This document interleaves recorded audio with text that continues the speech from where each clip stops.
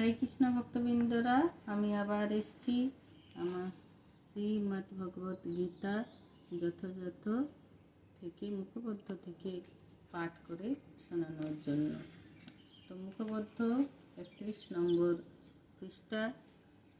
ভগবান বলেছেন যে মৃত্যুকালে যদি কেউ আমাকে স্মরণ করে তাহলে সে ভগবানের ভাবপ্রাপ্ত হবেন। তো মৃত্যুর সময় ভগবানের রূপে চিন্তা করে চিন্ময় জগতে প্রবেশ করা যে সম্ভব তা ভগবদ গীতায় বর্ণিত হয়েছে।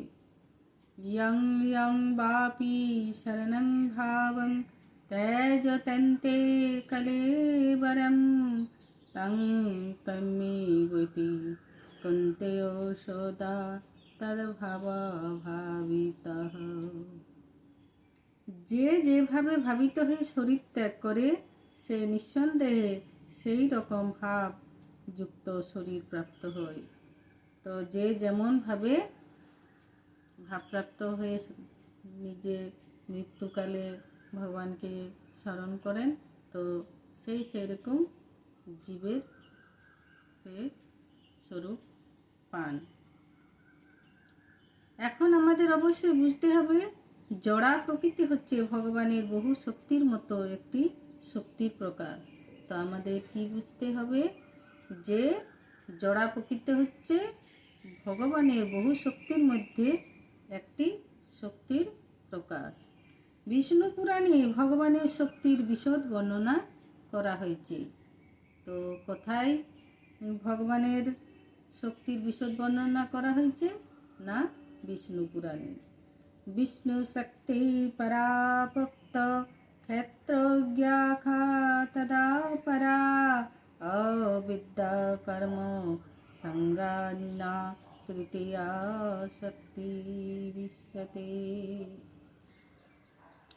ভগবানের শক্তি বিচিত্র ও অনন্ত রূপে প্রকাশিত। আমাদের সীমিত অনুভূতি দিয়ে তার সেই শক্তি আমরা উপলব্ধি করতে পারবো না। আমাদের এই সীমিত শক্তি দিয়ে কি আমরা ভগবানের শক্তি উপলব্ধি করতে পারবো না, কখনোই তা সম্ভব নয়। কিন্তু মহাজ্ঞানী মুনি ঋষিরা, যারা মুক্ত পুরুষ, যারা সত্যদ্রষ্টা, তারা ভগবানের শক্তিকে পূর্ণরূপে দেখতে পান বা উপলব্ধি করতে পারেন। তো আমাদের মতো সাধারণ মানুষরা তো ভগবানের শক্তিকে উপলব্ধি করতে পারবেন না। তো কারা করতে পারবেন? যে যারা মহাঋষি, যারা সত্য পথে চলেন, তারাই কিন্তু ভগবানের এই মহান শক্তি রূপটা উপলব্ধি করতে পারবেন এবং পেরেছেনও। এই শক্তিতে তারা 3টি ভাগে বিভক্ত করে তার বিশ্লেষণ করেছেন। এই সমস্ত শক্তি হচ্ছে বিষ্ণু শক্তির প্রকাশ, অর্থাৎ তারা ভগবান বিষ্ণুর বিভিন্ন শক্তি। সেই প্রথম শক্তিকে বলা হয় পরাশক্তি বা চিত্তশক্তি। তো ভগবানের এই শক্তিকে ওনারা 3টি ভাগে ভাগ করেছেন। এক হচ্ছে বিষ্ণু শক্তির প্রকাশ, অর্থাৎ তারা ভগবান বিষ্ণুর বিভিন্ন শক্তি। সেই প্রথম শক্তিকে কি বলা হয়? পরাশক্তি বা চিত্তশক্তি। জীবের উৎকৃষ্ট শক্তি থেকে উদ্ভূত। জীবের কোথা থেকে সৃষ্টি? এই চিত্ত জগৎ থেকে। সেই কথা ইতিপূর্বে বলা হয়েছে। ভগবানের এই অন্তরঙ্গা শক্তি ব্যতীত আর যে সমস্ত শক্তি, তাকে বলা হয় জড়া শক্তি। এছাড়াও আর ভগবানের যে শক্তিটা আছে সেটা কি না জড়া শক্তি। এই সমস্ত শক্তি নিম্নতর শক্তি এবং সেগুলি তামসিক গুণের দ্বারা প্রভাবিত। আর এই শক্তিগুলো কি দ্বারা প্রভাবিত? না তামসিক শক্তি দ্বারা। মৃত্যুর সময় আমরা এই জড়জগতে তামসিক গুণের দ্বারা আচ্ছাদিত নিম্নতর শক্তিতে থাকতে পারি, অথবা চিন্ময় জগতের চিৎ শক্তিতে উত্তীর্ণ হতে পারি। তাই ভগবদ্গীতায় 8 থেকে 6 অধ্যায়ে বলা হয়েছে, ইয়ং ইয়ং বাপি শরণং ভাবং ত্যজন্তে কলেবরং তং তন্মে বৈতি কন্তেয় সদা তদ্ভাবাবিতঃ। যে যেভাবে ভাবিত হয়ে শরীর ত্যাগ করে, সে নিঃসন্দেহে সেই রকম ভাবযুক্ত শরীর প্রাপ্ত হয়। যে যে রকম ভাব নিয়ে শরীরকে ত্যাগ করে, সে সেই রকম ভাবযুক্ত শরীর প্রাপ্ত হয়। মানে কেউ যদি চিন্তা করে যে আমি হয়তো পাখি হয়ে জন্মাবো, সে হয়তো সে পাখি হয়ে জন্মায়। কেউ হয়তো অন্য পশু কীট পতঙ্গ নর নারী সমস্ত যে আমাদের 84 লক্ষ জীব আছে, সেই জীবকে স্মরণ করে, অথবা কেউ হয়তো বিষ্ণুর চরণে যাবে, ভগবানের নাম ধ্যান জ্ঞান করবে, সেই নিয়ে সে ভাবপ্রাপ্ত হয় পরবর্তী জন্মে। তো সে সেরকমভাবেই তার জীবন সে পাবে। আমাদের জীবনে আমরা হয় জড়া শক্তি নতুবা চিত্ত শক্তির সম্বন্ধে ভাবতে অভ্যস্ত। এখন আমাদের চিন্তা ভাবনাকে জড়া শক্তি থেকে চিৎ শক্তিতে কিভাবে রূপান্তরিত করতে পারি, আমরা কিভাবে এই জড়া শক্তিকে চিত্ত শক্তিতে রূপান্তরিত করতে পারি, সেটাই আমরা জানব। খবরের কাগজ, উপন্যাস আদি নানা রকম বই আমাদের মনকে জড়া শক্তির ভাবনায় যোগান দেয়। আমাদের খবরের কাগজ, উপন্যাস এগুলা কি জড়া শক্তির ভাবনায় যোগান দেয়। আমাদের চিন্তাধারা এই ধরনের সাহিত্যের দ্বারা আবিষ্ট হয়ে আছে বলে আমরা উচ্চতর চিৎ শক্তিতে উপলব্ধি করতে অক্ষম হয়ে পড়েছি।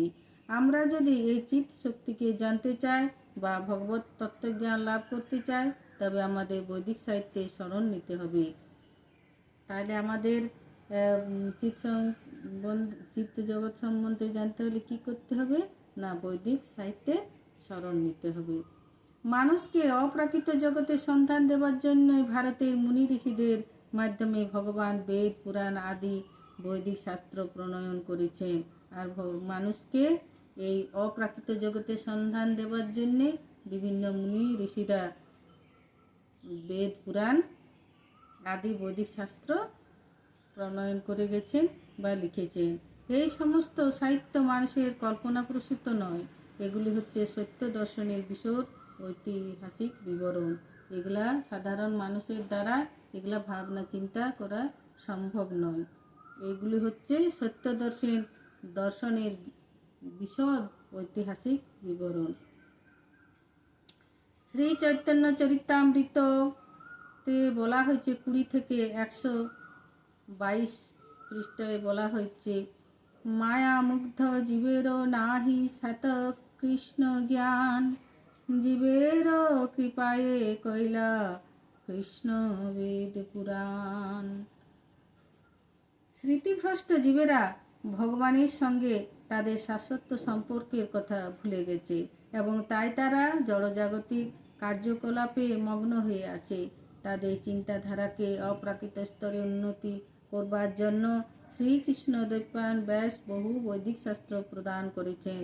প্রথমে তিনি বেদকে 4 ভাগে ভাগ করেন, তারপর পুরাণে তিনি তাদের ব্যাখ্যা করেন এবং অল্প বুদ্ধি সম্পন্ন লোকেদের জন্য তিনি মহাভারত সৃষ্টি করেন। তো বড় বড় মুনি ঋষিরা ওনারা বিভিন্ন বেদ পুরাণ এসবের মাধ্যমে ওনারা এই আমাদের চিত্তজগৎ সম্বন্ধে রচনা করে গেছেন। এই মহাভারতে তিনি ভগবদ্গীতায় বাণী প্রদান করেন। তারপর সমস্ত বৈদিক সাহিত্যের সংক্ষিপ্ত সার বেদান্ত সূত্র প্রণয়ন করেন। বেদান্ত সূত্রকে সহজবোধ্য করে তিনি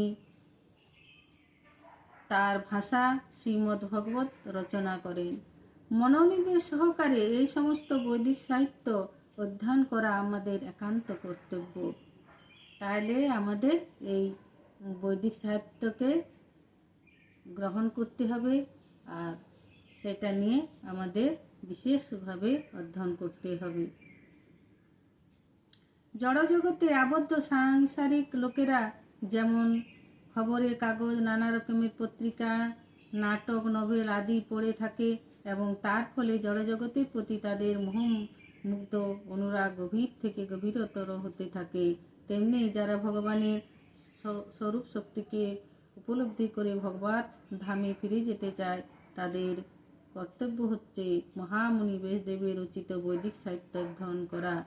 যারা ভগবত ধামে ফিরে যেতে চান তাদের কি মহামুনি ব্যাসদেব রচিত বৈদিক সাহিত্যকে অধ্যয়ন করতে হবে। বৈদিক সাহিত্য অধ্যয়ন করার ফলে আমরা জানতে পারি ভগবান কে, তার স্বরূপ কি, আমাদের সঙ্গে তার সম্পর্কই বা কী। এই সমস্ত শাস্ত্র অধ্যয়ন করার ফলে মন ভগবতমুখী হয়ে ওঠে এবং তার ফলে অন্তকালে ভগবানের সচিদানন্দময় রূপে ধ্যান করতে করতে আমরা দেহত্যাগ করতে পারি। আর এইসব বই অধ্যয়নের ফলে আমাদের কি হয় না, আমরা ভগবানের ভাবপ্রাপ্ত হই এবং ভগবানের ভাবপ্রাপ্ত হতে হতে আমরা ভগবানকে নিয়ে স্মরণ করতে করতে ওনার এই উদ্দেশ্যে আমরা দেহত্যাগ করতে পারি। ভগবদ্গীতাতে ভগবান বারবার আমাদের মনে করিয়ে দিচ্ছেন যে এটি হচ্ছে তার কাছে ফিরে যাবার একমাত্র পথ। তো তার কাছে ফিরে যাবার একমাত্র পথ কোনটি? না, ভগবানের এই নিঃসৃত বাণী শ্রবণ করা। আর এটা আমরা কোথার থেকে পাবো? না, এই ভগবত গীতা পাঠের মাধ্যমে। এবং তিনি বলেছেন যে এতে কোনো সন্দেহ নেই, তস্মাৎ সর্বেষু কালেষু মামনুসর যথা চ মর্যার্পিত মনোবুদ্ধির মারমে বৈশ্বাস সংশয়। অতএব অর্জুন, সর্বক্ষণ আমাকে স্মরণ করে তোমার স্বভাববিহিত যুদ্ধ করা উচিত। তোমার মন ও বুদ্ধি আমাকে অর্পণ করে কার্য করলে নিঃসন্দেহে তুমি আমার কাছে ফিরে আসবে। এই জন্য ভগবান অর্জুনকে বুঝিয়েছিলেন যে আমার নির্দেশেই তোমার পথ চলা উচিত এবং সেই পথ চললে তুমি আমার কাছে আবার ফিরে আসতে পারবে। তবে হরে কৃষ্ণ ভক্তবৃন্দরা, আজ এই পর্যন্তই। নমস্কার।